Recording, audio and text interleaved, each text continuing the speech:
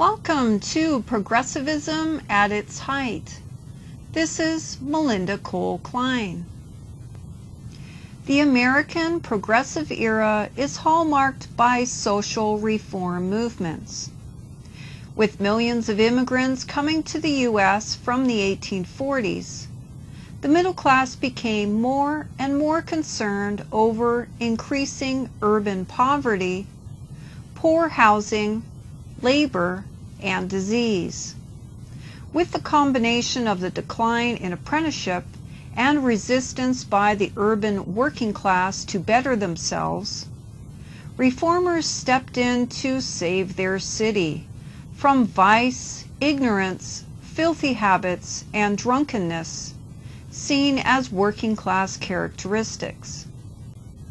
The majority of urban workers, the underemployed, and the unemployed, either by choice or disability, commonly did not identify higher education with material and economic wealth.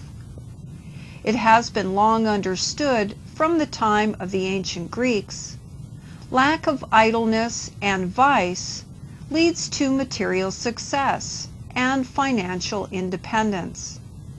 This policy against idleness was a part of the colonial American judicial system. Still with us today is the notion among first and generation immigrants, legal and illegal, who have come here from agricultural or poor countries, a common cultural perception that higher education, this is school after the age of 15, is elitist, and dedication to time at school beyond the basics is time wasted. In an industrial economy, this lack of personal effort leads to poverty and dependence, if not corrected by obtaining a skilled trade or profession. Along with middle-class progressives and British Victorian sociologists, these groups, while their intentions were mixed, with forcing change and doing charitable work, were armed with statistics of the true lifestyles and cultural activities of the poor. Numbers and the new science of sociology supported reform movements to legally endorse and comply with the precept for the common good. Local conditions of immigrant neighborhoods show that the poor and educated, left to their own choice, would prefer to live in squalor rather than have clean dwellings and educated children. With squalor comes disease. Because someone is poor, there is no excuse to be dirty. This implies laziness, a targeted factor to combat by reformers. Unlike today, this early wave of progressivism was a movement by individuals who distrusted authority outside of their own. All the while they sought to secure their political presence. Reformers held conferences. They gathered and shared the latest studies on urban life in cities. While this movement grew out of a need to objectively analyze aspects of the economy and social practices, a scientific study of people required social workers to study the problems of urban life as if it was under a microscope. Industrialization has produced negative social effects within families and communities. Direct links to problems experienced by the urban poor include the following: low wages, substandard housing, absence of health care. Health care, of course, is a commodity to be purchased when needed, and safety regulations for workers. Reformers demanded change. They used the power of the press to spread their demands. They advertised in newspapers and argued in rallies that business owners were not acting responsibly, and it was up to them to see that local governments regulated work conditions and provided laws that supported citizen safety. In time, city governments enacted building regulations targeting not only industrial establishments, but home construction as well. Social sciences and the scientists that worked within these fields in the United States and Europe collected statistics and studied how people lived and worked. Empirical study is the hallmark of scientific observation to understand the natural condition. And what were some of the results with this effort? Well, there would be creation of city fire codes. Also, the creation of city construction ordinances regarding access to fresh air with the proper amount of windows in buildings, square footage, and the implementation of toilets. Reformers did not like to see children, especially ones under 14, in the following situations: working for themselves, void of parental supervision, lacking in daily school attendance, and worst of all, no Sunday school to instruct them in Christian ethical and moral living. Many young children worked long hours in factories, on farms, and in mines. Their health was affected by their long hours of labor. While children have historically contributed to the family income across cultures and time, industrialization and mechanization changed their experiences and how they would use their time. American children labored in a variety of jobs in cities and in the countryside. By 1900, middle-class reformers promoted compulsory school attendance up to the age of 14 for boys and girls. In their view, if children were educated, the amount of unskilled workers would be greatly, and some may actually seek higher education, so by reducing the amount overall of unskilled workers. With apprenticeship in decline since the 1840s in America, though not in Europe, how to train and prepare the nation's youth born into working-class families became hotly debated. Such trained youths would ultimately contribute to the economy, such as in times past, as hard-working, law-abiding citizens. It would not be until 1906 that national-level legislation would be put to a vote in regards to compulsory education, but it was defeated. Underage boys working for themselves took on adult habits of gambling, avoided a managed home life with authoritarian rules, formed street gangs, and spent whatever money they could make on personal enjoyment. This, of course, is vice. Living often by their wits, they existed one day to the next, however they could manage.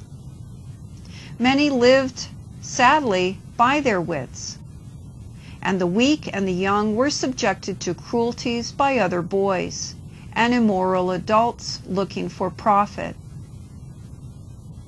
Middle-class reformers argued that without education, these boys would become hooligans who would resort to thievery and destruction of private property motivated by personal gain. Child labor laws did not come into effective use across the United States until 1938 with the Fair Labor Standards Act passed by Congress.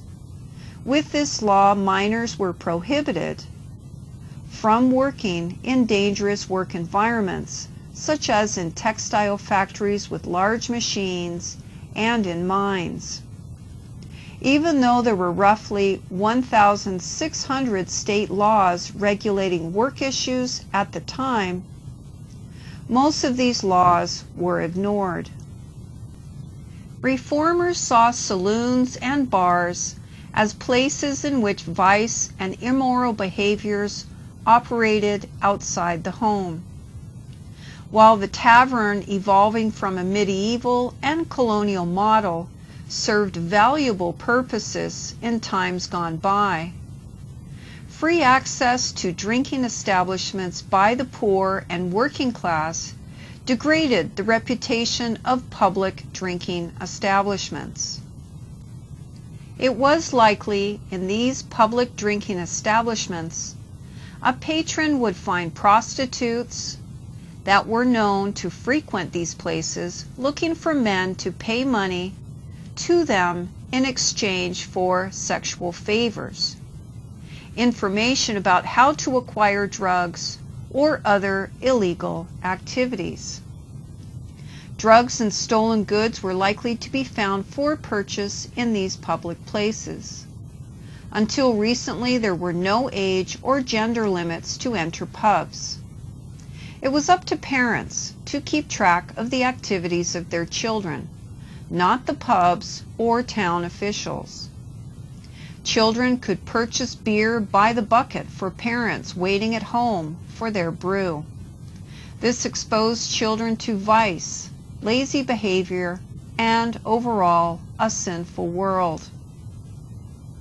While it may sound like a story, some men profess to their wives or mothers at saloons they attended classes or met to discuss how to improve work conditions.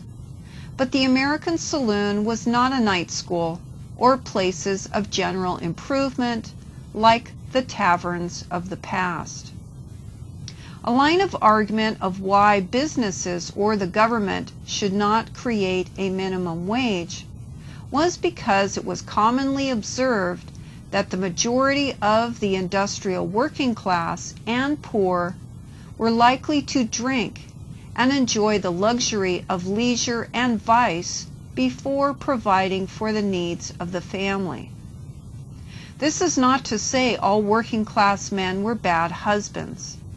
However, the common heavy drinking habits accelerated as family economies shifted from entrepreneurial to wage labor industrial occupations.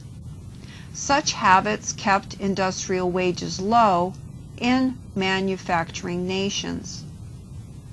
Reformers promoted a stable home life and good childhood experiences.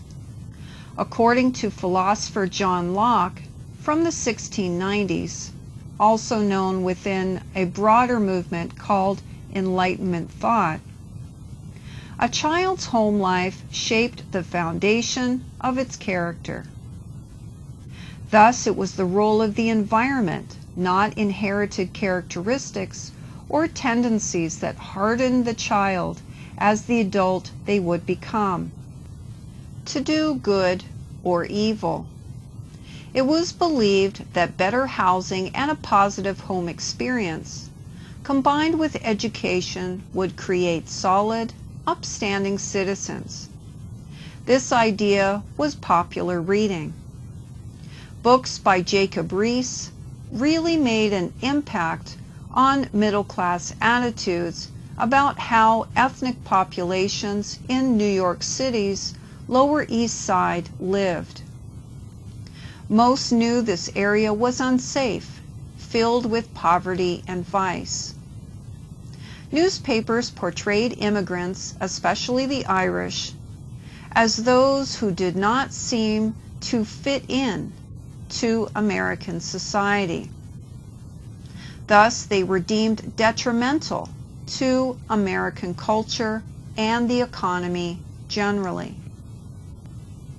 According to the relentless and thorough research done by Jacob Riis on urban life in minority New York City neighborhoods at the turn of the century, his images and research served, and still do, as rare, in-depth case studies. How the Other Half Lives by Jacob Riis, published in 1890, with its neighborhood evidence and photographs of actual living conditions, provide state officials and the reading public solid evidence. This became the type of evidence early sociologists were concerned with.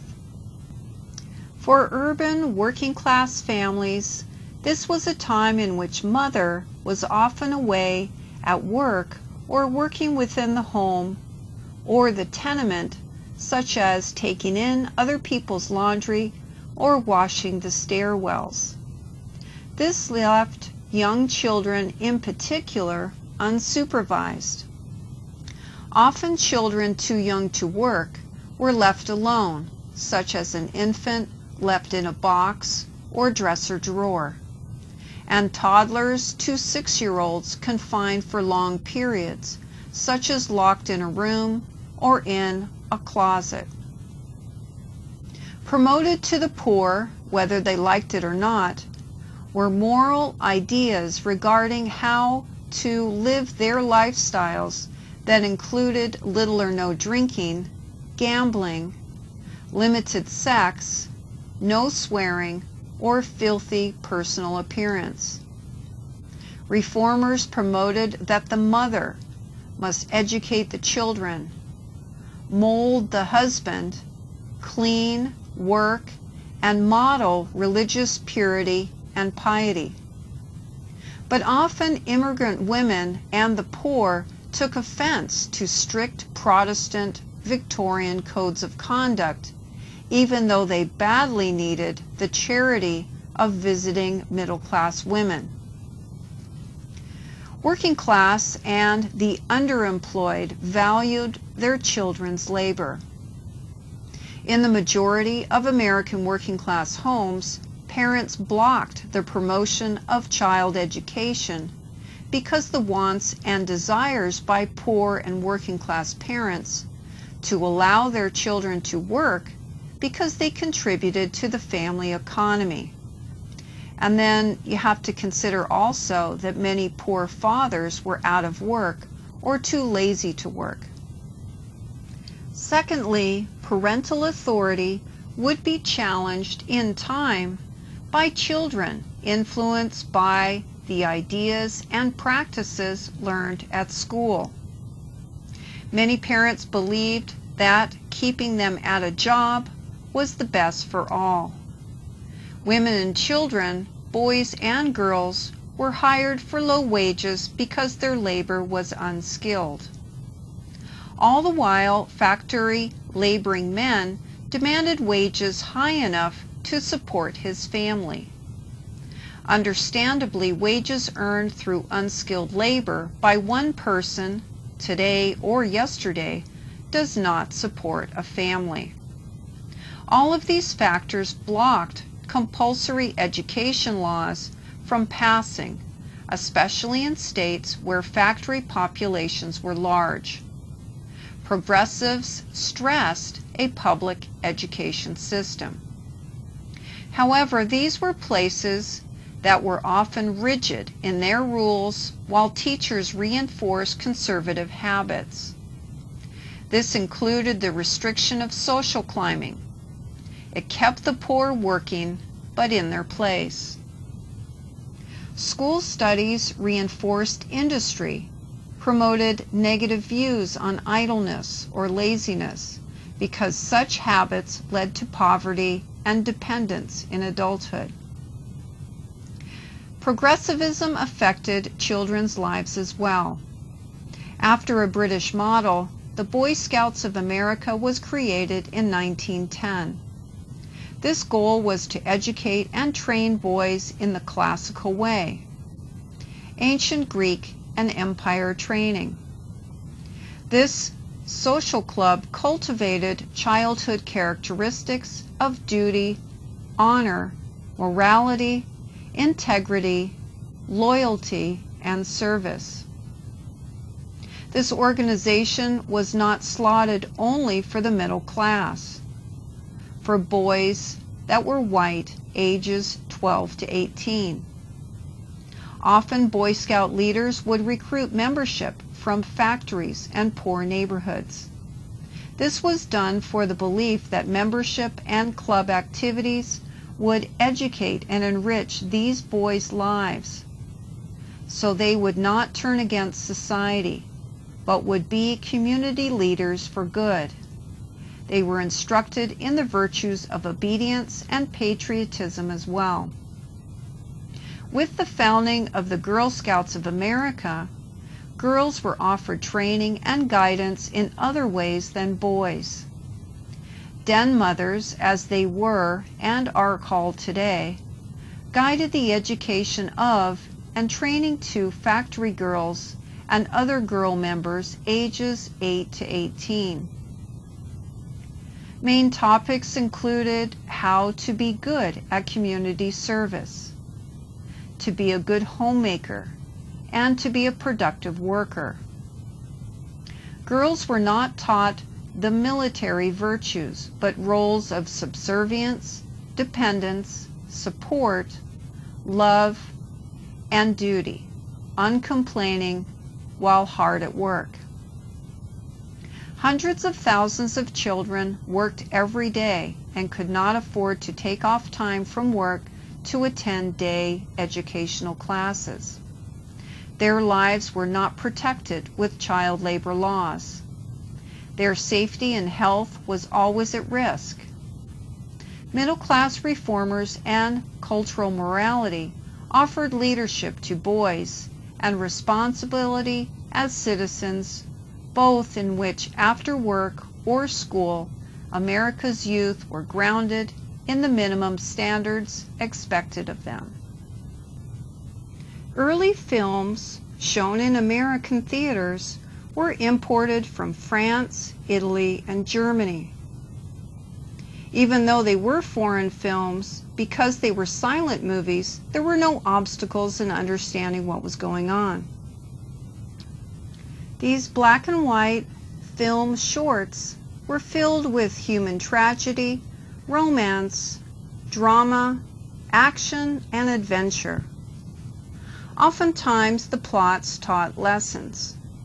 However, filmmakers, unlike in literature promoted and read by reformist middle-class Americans, did not always stick to the Western traditions of teaching viewers in a moral context or with happy endings. In some films there were a lot of sex, partially naked bodies, kissing and touching, along with the bad guys or kids in these films that were lawbreakers getting away with their crimes. Very entertaining, but film, as argued today, remains a teaching tool. The last thing parents want is to encourage illegal activities, violence, and immoral acts. And certainly we don't want to teach our kids that the police don't get it right, but they always get their man. In a short amount of time, concerned citizens across the nation clamored for better storylines and reduction of sexually explicit scenes. For example, Americans did not want their children to learn that immoral and illegal acts did not have consequences. So the censorship of film and this industry began. Evil had to be punished, and the bad guys in society always go to jail. Of course, we know this is not true, but nevertheless, mothers, as mentioned, did not want their children learning from film, which is highly persuasive, these social lessons. The majority of film goers were young people, often immigrants who could not afford other forms of cheap entertainments. The Pure Food and Drug Act of 1906, also known as the Wiley Act, prevents manufacturers from making, selling, or transporting food or medicines not fit for human consumption. due to the plea from the public after millions read Upton Sinclair's fictional novel, The Jungle, which was also a part of 1906. The power of the federal government swung into action. This book, based on research from within Chicago meatpacking plants, caused such an uproar with the middle-class readership. Ultimately, this law was drafted and passed by Congress. A feature of the Wiley Act authorizes a federal inspection of meat and to reject meat based on its fitness for human consumption. From the founding of the U.S. Republic, giving businesses a general free hand in efforts to boost the American economy, the government started creating laws regulating businesses and ultimately the banking and financial institutions of this country. Though these regulations have fluctuated depending on the time and in regards to their strictness. The pure food and drug laws were initially concerned with letting the public know, with the use of labels, exactly what it was they were consuming. This led manufacturers to leave out filters and harmful products that were not necessary. These laws made possible the eventual creation of the Food and Drug Administration. After the publication of The Jungle, President Theodore Roosevelt in 1906 set up a commission to investigate the meatpacking industry. The president did not like Sinclair's socialist views, but for the sake of the nation, this required immediate action. A labor commissioner and a social worker made surprise plant visits for the president and documented their findings in their report. While the secret of the visits got out and plants were cleaned up within a 3-day notice, the conditions were still horrific. After receiving his report, Roosevelt became a supporter of legislation of the meatpacking industry. In large factories, work procedures replaced reprimanded or oral communication between supervisors and employees. Improving the time it took employees to complete their work was a primary concern from the mid-18th century. In attempts to modernize factory production, this is known as the scientific management system, was born. This economic doctrine was crafted by a mechanical engineer for a steel firm. History remembers this person as Frederick Winslow Taylor. Taylor argued that, quote, careful study of each employment task would lead to maximum production by following procedures as instructed, end of quote. This task work approach was nothing new, but a new twist on an established theory. It contributes to the understanding of the growth of wealth as suggested by Adam Smith's Division of Labor doctrine, published in An Inquiry into the Nature and Causes of the Wealth of Nations, which came out in 1776 in London, England. People like Henry Ford, quote, did not want to burden his employees with the responsibility of decision-making, end of quote. So Taylorism, task work, appealed to him, and it was implemented at his plants. To others, including employees and industrial managers, they were concerned that the worker would no longer be a skilled worker, but reduced to a low-level operator, suitable only for a few tasks, resulting in lower wages and lack of work pride by limiting their scope of work. In American society during the Progressive Age, cultural restraints seemed to be fading. American life changed with mass transit and increased efficiency of communication, while middle-class city residences and business enjoyed the comforts of electric light.